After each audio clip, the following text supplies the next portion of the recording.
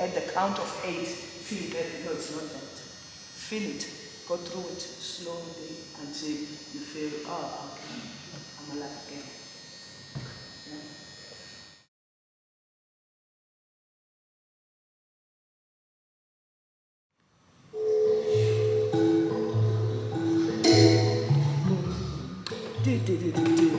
It should be here. Yeah, I think we need to put something like yeah.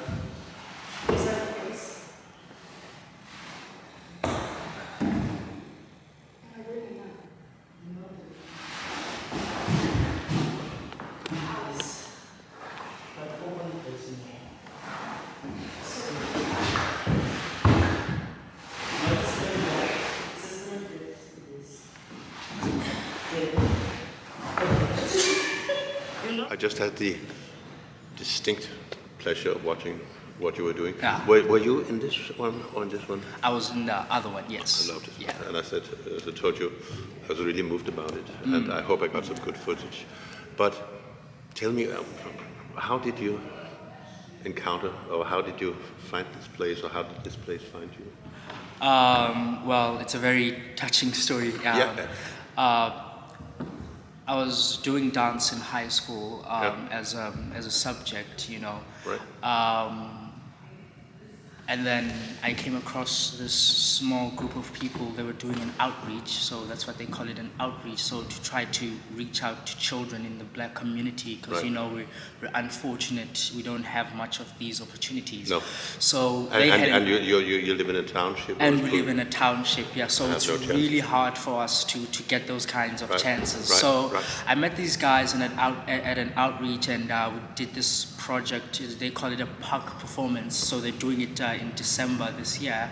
They call it a park project, where they take kids from the community. Right. They teach them choreography. They teach them what dance is, how to dance, how to move. Yeah. And for me, it was a great opportunity, you know, to enhance my skills. Yeah. And then we did the production. I met the people. It was a great experience.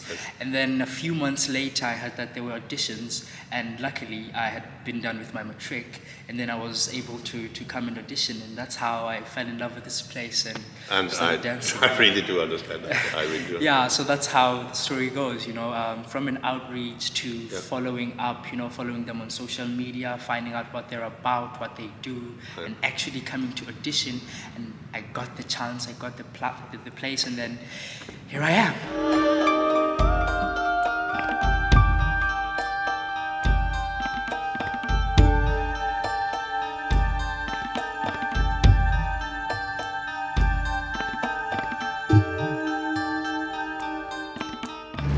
We started 10 focus schools. That was my sort of passion project. Yes. And I got, I realized that there's an amazing creativity in the schools and talent. Yes. And that it wasn't being developed. Yes. Yes. So I was there for 20 years, and when I had to retire at the age of 65, as we do if you work for government, then I started, in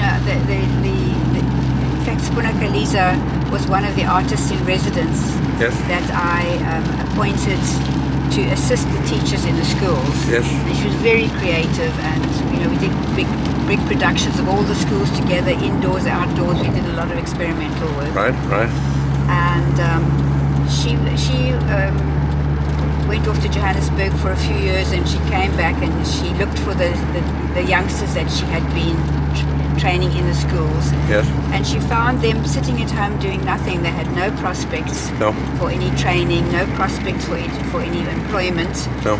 So they were basically locked in a place like Khayelitsha, where they couldn't go anywhere. They couldn't afford the 100 rand to even register for a university. What is Khayelitsha? Khayelitsha is the biggest township in Cape Town. Yes. Yeah. And we had one of our focus schools was in Khayelitsha. So a lot of these very talented kids, they were so good. They got 100% for their practical. Yeah. You know, their theory was their literacy wasn't good because of the whole history of our country. Right. But their practical was absolutely brilliant. Yes. And they couldn't do anything with it. So she started training them professionally, and then she contacted me and said, "Can you help?" Yeah. And so that was in 2014, and then 2015 we started an academy, and then in 2021 we moved on to create a company. Yes. And we've done a lot of. We did on-the-job training, so through performance, through public performances, through teaching in a township. So we have all our dancers have outreach groups in their own communities, so that they can pay it forward.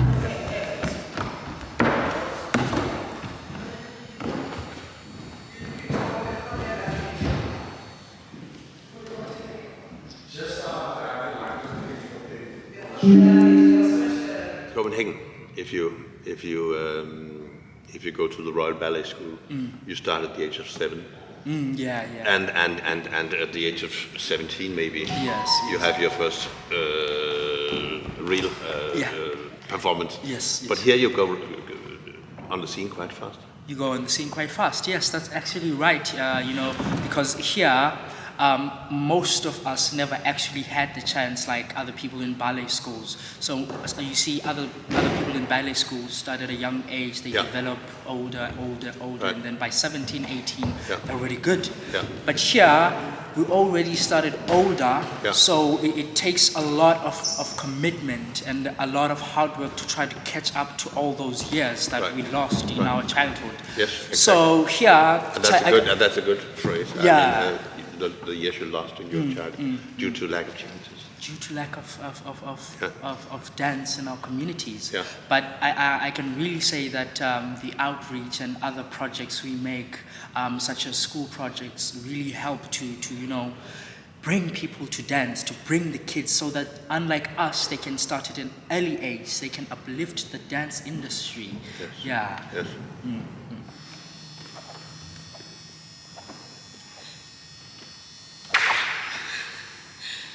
My name is Catherine Makis.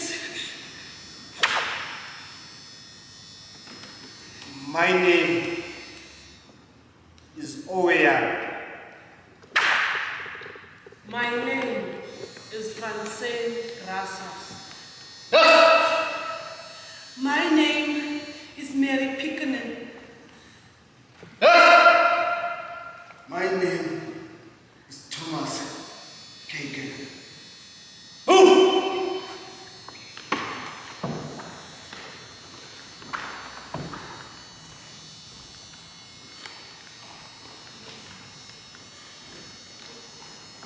So could you say that your initiative is basically to identify talents for dance? Yes. In difficult circumstances in the townships? Yeah.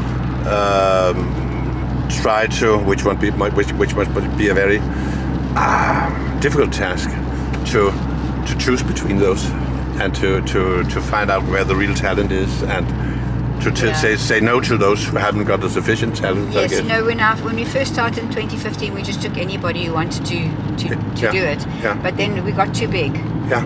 And then COVID struck. Yeah. And so we had to rethink. We thought we can't actually cope with. We couldn't. Whoever we train, we have to pay for their training because they've got no money. Many of them haven't got any parents. No. They all come from single family homes, and some of them live with their aunties or the grandparents. So there's no money for them to. No. So we have to fundraise to give them stipends so they can travel and so they can feed themselves and often Yeah. feed their families. Yes. And so we just couldn't do it with so many, and also we couldn't teach so many people at the same time. No. In So- one space. So how many are you now? How So many now people? we've decided we'll have 15 because we can transport 15 in a minibus. Ah, okay. That's so funny how practical issues. Yeah, you have to be practical. You know, Yeah, as soon as yeah. you've got 16 or 17, we've got to have 2 minibuses that are twice as expensive. Exactly.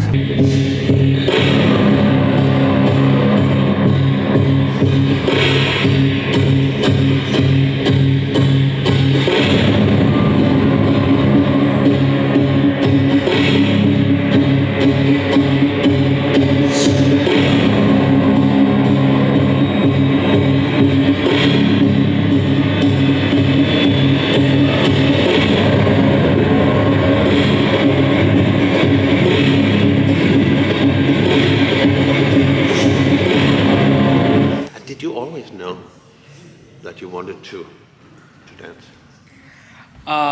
I can say I did from, I'm thinking in grade 6, in 6th grade, in primary, you know, there were a group of guys who usually come to school and teach ballet, and at the time they just came like once a week, and then they ended up disappearing, and that's how we pretty much lost connection with the touch of dance, because I did have a hint of it. It was just a hint, Yeah. and I guess I can say that's what made me more hungry, because I actually received a hint of what I wanted. Yes. And for many years I've been looking, I've You been kind of looking. tasted it, I touched tasted it Yeah. a little Yeah. bit, and then I had to go on and continue looking Yeah. and look and Yeah. look, and I found it here, you know. And I also understand that part of this project is that you can be taught to dance. Not everybody. I wouldn't be able to. I promise you. But you can learn to dance. But here also part of the whole concept is that there should also be projects and something to do. Exactly. Because otherwise it's futile. Futile, yeah. So they should. The projects are actually, I can say for me, it's actually a ground where, a working ground where I can actually see that all of this work I'm doing here, the rehearsing, the preparing, you know, Yeah. rehearsing every day. Yeah. Now, these kinds of projects that we're doing right now actually help to show us that we've learned something. It's sort of like And a can something. moment, a moment where we can see that you've actually learned something. We're Right. putting every effort, every work we ever worked on Yeah. into the world, so that they can also see that there are people like this. They are learning, Yeah. and we can be an example to other people who have never been introduced to dance at a young age, that it's never too late. You can always dance. It's never too late to dance. You can just move.